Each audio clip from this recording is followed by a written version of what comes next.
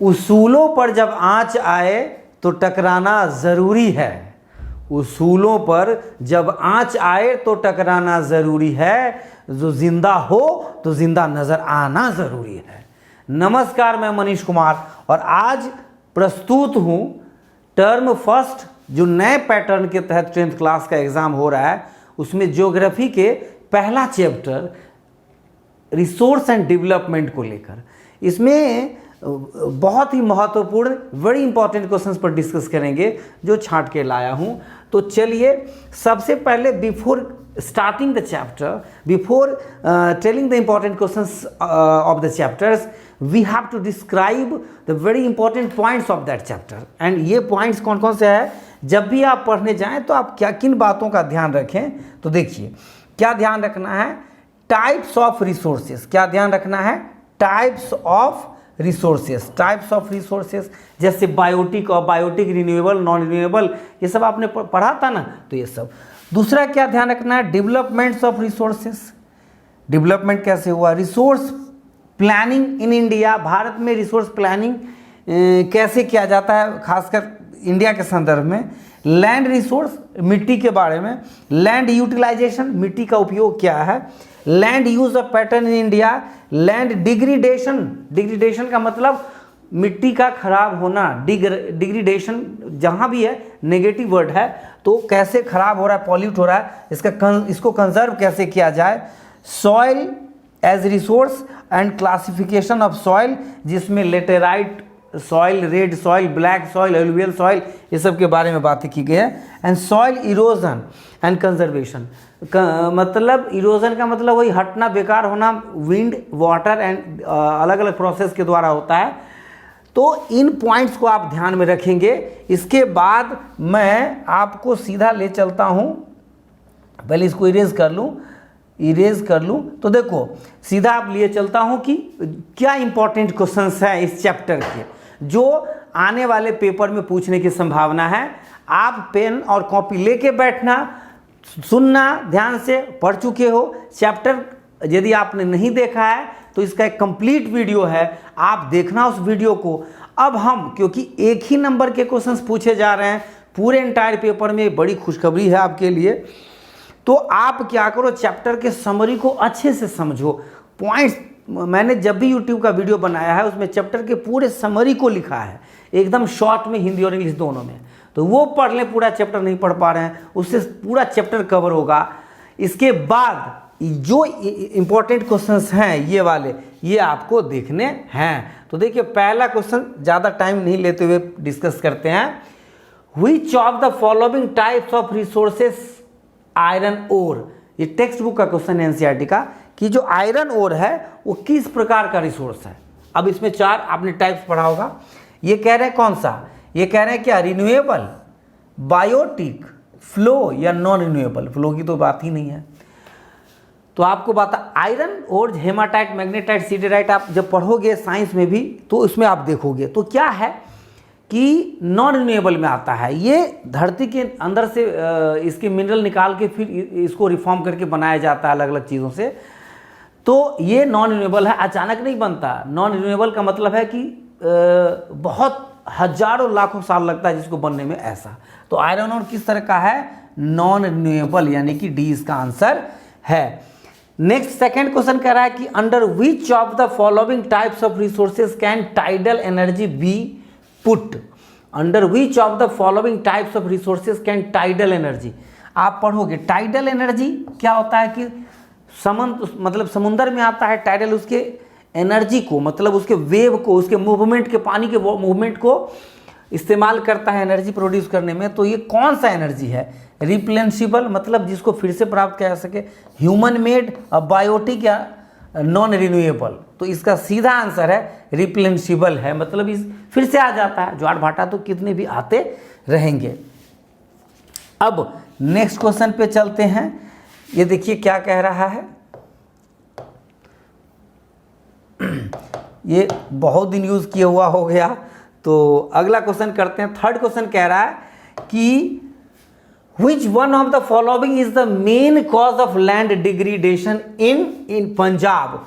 ये बहुत important question है, सीबीएसई ने कई बार पूछा है कि पंजाब में लैंड डिग्रेडेशन के कई कॉज है, जैसे विंड के द्वारा होता है, वाटर के द्वारा होता है, बहुत ज़्यादा जानवरों के चराने से होता है, ओवर ग्रेजिंग कहते हैं उसको, और वाटर के द्वारा, और बहुत ज़्यादा खेत को जोतने से, प्लाउइंग से होता है। बहुत सारे तरीके हैं। पंजाब जो कि एग्रीकल्चर में बहुत आगे है, पंजाब हरियाणा ये सब, तो पंजाब में क्या कारण रहा ये कह रहे हैं, विच of the following is the main cause of land degradation in Punjab specially.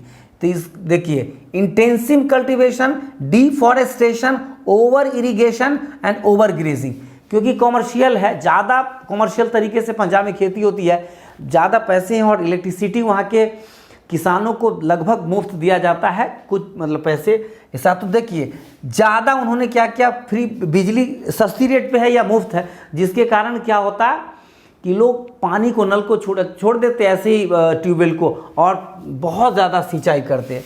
तो ओवर इरिगेशन के कारण इसका क्या हुआ, इसका सी आंसर है, पंजाब में लैंड डिग्रेडेशन होता है। फोर्थ क्वेश्चन कह रहा है, in which one of the following state is terrace cultivation practised. ये क्या होता है टेरेस कल्टीवेशन, मतलब सीढ़ीदार खेती कहाँ होगा, जहाँ पहाड़ होगा, और पहाड़ कौन में है, पंजाब में भी पहाड़, लेकिन इतना नहीं है, प्लेन्स ऑफ उत्तर प्रदेश, हरियाणा या उत्तरांचल। तो देखिए उत्तरांचल नहीं बल्कि उत्तराखंड होना चाहिए, उत्तरांचल। तो देखिए, तो इसका क्या आंसर है, उत्तरांचल मतलब डी आंसर है, उत्तराखंड, उत्तरांचल का ही उसका पुराना नाम। तो आइए, शुरुआत में जब बना ना तो इसका यही नाम रखा गया था। आगे बढ़ते हैं हम, उत्तराखंड अब नाम है, पहले उत्तरांचल ही था। फिफ्थ क्वेश्चन क्या कह रहा है, in which of the following states is black soil found. बहुत 4-5 तरह की मिट्टी के बारे में बताया अलवेले सब। ब्लैक सॉइल तो महाराष्ट्र गुजरात में ही फेमस है। ब्लैक सॉइल काली कपासी मिट्टी कहा जाता है, कपास यानी कॉटन की खेती के लिए काफ़ी उपयोग होता है। तो जम्मू कश्मीर, गुजरात, राजस्थान एंड झारखंड। तो देखिए महाराष्ट्र गुजरात में क्योंकि कॉटन की खेती ज़्यादा होती है और वहीं से सारा सब कुछ है, तो सीधा इसका आंसर आप लिखेंगे गुजरात। क्या लिखेंगे, Gujarat is the right answer. 6th question कह रहा है, what percentage of our land should be under forest according to the national forest policy 1952। What percentage of our land should be, होना चाहिए, कितना जंगल कितना परसेंट होना चाहिए। तो इसका सीधा मतलब 33 है कि 22.5 कि 31 कि 30, 33%, मतलब पूरे भूमि का 1/3, 33 का मतलब पासिंग मार्क आपका, इतना फॉरेस्ट होना चाहिए एनवायरनमेंट को बैलेंस रखने के लिए। अगला क्वेश्चन पे हम चलते हैं और बात करते हैं नेक्स्ट में कि 7वां क्वेश्चन क्या कह रहा है। 7th क्वेश्चन आप देखिए, मैं निशान को मिटा देता हूं। 7th क्वेश्चन क्या कह रहा है ये जरा देखते हैं। देखिए 7th क्वेश्चन क्या कह रहा है, थोड़ा सा नीचे कर लूँ। हाँ, 7th क्वेश्चन क्या कह रहा है कि materials in the environment which have the potential to satisfy human needs but human beings do not have appropriate technology to access them are called. कह रहा है कि materials in the environment which have the potential, मतलब ऐसे energy जिसका उपयोग किया जा सकता है लेकिन ह्यूमन बीइंग के पास अभी उतना टेक्नोलॉजी नहीं है जिसका उपयोग हो सके, ऐसे एनर्जी को क्या कहते हैं, रिसोर्स को, पोटेंशियल रिसोर्स, स्टॉक, डेवलप्ड या रिजर्व। तो इसका आंसर है स्टॉक, मतलब अभी स्टॉक में है, भविष्य में जब टेक्नोलॉजी हाई होगा बढ़िया तो इसका इस्तेमाल हम करेंगे। तो इसका आंसर आपने बताया क्या, स्टॉक यानी बी आंसर है। India's territorial water extend up to a distance of, मतलब क्या कह रहा है, India's territorial water extend up to a distance of, मतलब हर एक देश का एक अपना एक लिमिट होता है। तो भारत समुद्र के कितने किलोमीटर तक का रिसोर्स यदि निकलता है तो उसका अपना होगा। तो इसका आंसर है कि 12 नॉटिकल माइल। समुद्र में डिस्टेंस को नॉटिकल माइल में किलोमीटर के आसपास का ही थोड़ा सा फर्क होता है। तो 12 नॉटिकल माइल तक की दूरी तक का जो होता है, किलोमीटर नहीं नॉटिकल माइल से याद रखना। डिस्टेंस में जो भी रिसोर्स होगा वो भारत का होगा, उसके बाद इंटरनेशनल ट्रीटी के अकॉर्डिंग फिर बातें बंटवारा होती है। 9th क्वेश्चन कह रहा है, resources that take long geological time for their formation are called. मैंने बताया कि जो रिसोर्स काफ़ी टाइम लेता है बनने में, होता है ना, बनने के on the basis of origin, renewable और नॉन रिन्यूएबल। तो रिन्यूएबल क्या होता है, जो बन जाए, जैसे solar energy, tidal energy, water, ये सब बन जाता है, फिर से सूरज उगता है। लेकिन नॉन रिन्यूएबल मतलब जैसे कोल, पेट्रोलियम, ये सब ये है। तो सीधा इसका आंसर है non renewable source of energy which takes a lot of time to reserve, मतलब बनने में उसको जब काफ़ी टाइम लगता है तो उसको ये कहते हैं। थोड़ा सा मैं ऊपर कर लूँ तो अगला क्वेश्चन भी हो जाएगा। लिख रहा है कि, इसको मिटा देता हूँ, तो देखो ये लिख रहा है, नेक्स्ट क्वेश्चन कह रहा है कि area resources that take long हो गया, area sown more than once in an agricultural year plus net sown area is known as, area sown more than once in agricultural year, मतलब ऐसी भूमि, ऐसा मिट्टी जो साल में एक बार से अधिक बार बोई जाती है, year plus net sown area is known as, और जो नेट सोन एरिया उसके टोटल को क्या कहा जाता है, नेट सोन एरिया या फॉरेस्ट कवर या वाटर लैंड या ग्रॉस क्रॉप्ड एरिया। तो इसका सीधा आंसर है ग्रॉस क्रॉप्ड एरिया, मतलब इसका डी आंसर है। आप इसको समझेंगे डी, मतलब ग्रॉस वर्ड का ही मतलब होता है टोटल, आपने इकोनॉमिक्स में ये पढ़ा है। तो ये आपको ध्यान रखने की ज़रूरत है, आप कॉपी में नोट कर लेना भले इस क्वेश्चन को। आगे कह रहा है कि the total degraded land in our countries, ये एक डेटा है, आप याद रखो कि भारत में जो डिग्रेडेड मतलब जो भूमि खराब हो गई वो कितनी है, 133 million hectares, 130 million square kilometre, 140 million या 130, मतलब जो भी है। इसका सीधा आंसर है 130 मिलियन हेक्टेयर्स मिट्टी डिग्रेडेड, मतलब उसको फिर उपयोग करने के लायक बनाया जाएगा, हो रहा है लेकिन एक डिग्रेडेड मतलब खराब हो गया। 12th question, in which of the following states mining has caused sewer land degradation, in which of the following, किस राज्य में माइनिंग के कारण, जैसे पंजाब में ओवर इरिगेशन के कारण लैंड डिग्रेडेड हुआ, तो कौन सा ऐसा राज्य है जिसमें माइनिंग के कारण उसकी मिट्टी खराब हुई है, लैंड डिग्रेडेशन हुआ है। तो भाई माइनिंग सबसे ज़्यादा कौन सा है, तो देखिए लिख रहा है गुजरात, झारखंड, केरला और उत्तरांचल। ये उत्तरांचल वर्ड नहीं बल्कि यहाँ पे उत्तराखंड आप समझिएगा, ये पुराना इसलिए उत्तरांचल वर्ड यूज कर दिया है। आपको बता दूं, कह रहा है कि कहां पर लैंड माइनिंग के कारण, तो गुजरात, इसको झारखंड को मिनरल स्टेट ऑफ इंडिया कहा जाता है, काफ़ी मिनरल, वो अलग बात है कि झारखंड को फिर उसका ज़्यादा फायदा मिल नहीं पाता, उसे स्टेट को मिलना चाहिए, गरीब राज्य में आता है। तो माइनिंग स्टेट ऑफ इंडिया कहा जाता है, वहाँ पे काफ़ी माइनिंग होती है, तो जाहिर सी बात है कि वहाँ पे वही इसका आंसर होगा झारखंड। कौन से स्टेट में माइनिंग के कारण ज़्यादा लैंड डिग्रेडेशन होता है। अब लिख रहा है the main cause of land degradation in Punjab, Haryana and western Uttar Pradesh is mining, over irrigation, deforestation या ओवर ग्रेजिंग। इसका सीधा आंसर है ओवर इरिगेशन। पंजाब हरियाणा मैंने कहा सबसे ज़्यादा खेती होती है, इनके पास इलेक्ट्रिसिटी उपलब्ध है जिसके कारण ये काफ़ी पानी देते रहते हैं उसमें, तो इसका आंसर ओवर इरिगेशन है। Which is the most common soil of northern India, मतलब कह रहा है, इसको बड़ा करने की जरूरत नहीं, ठीक है ना, यहाँ पे क्लिक कर दो, यहाँ तो यहाँ के यहाँ तो, और तो ये लिख रहा है कि which is the most common soil of northern India, उत्तर भारत की सबसे प्रमुख मिट्टी कौन सी है, which is the most common.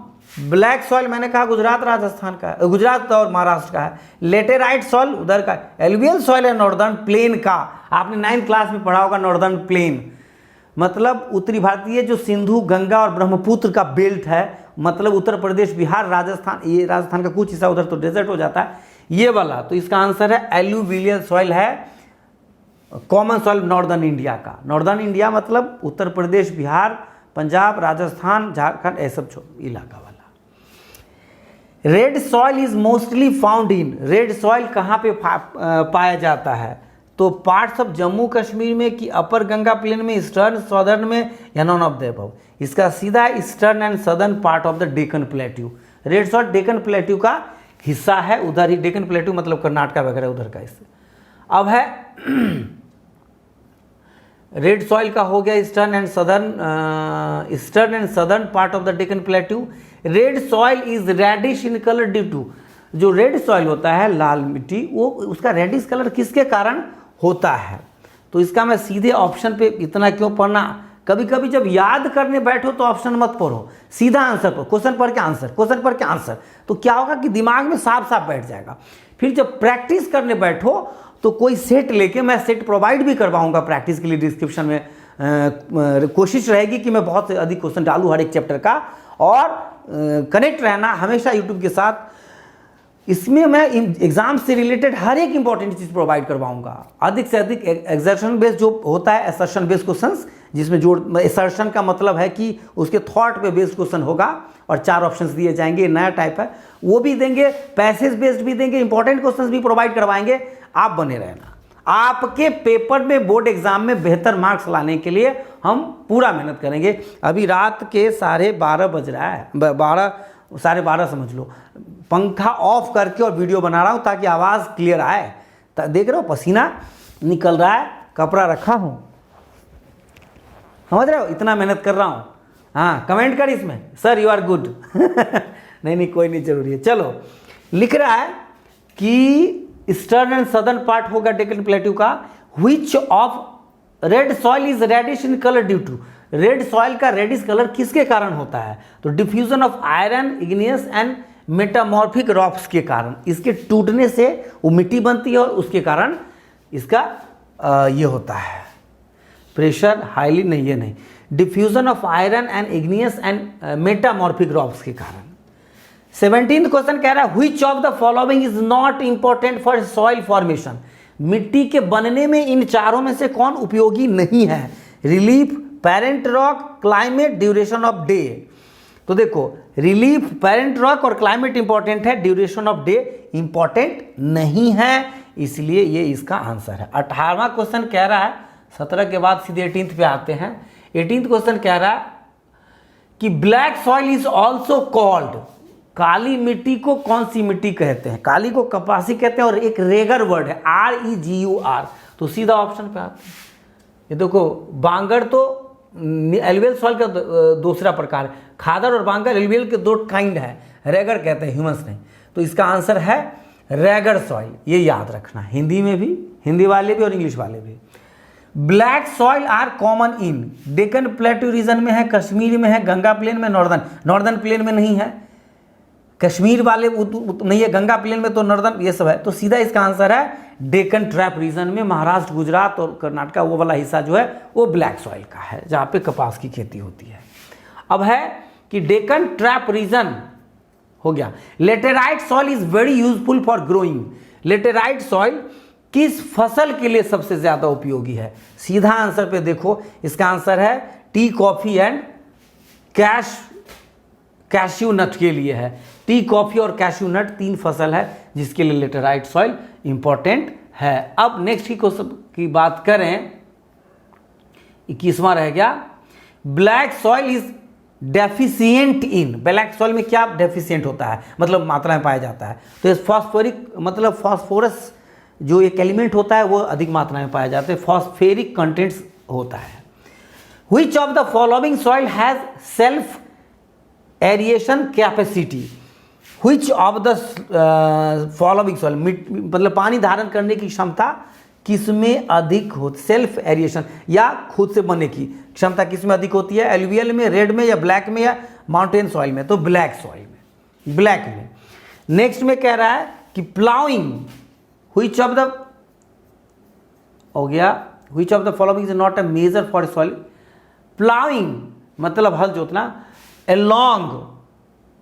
along the counter lines to decelerate the flow of water down the slopes is called strip cropping, sheet erosion, counter plowing, terrace cultivation। तो इसको काउंटर प्लाइंग कहते हैं, ploughing along the counter lines to the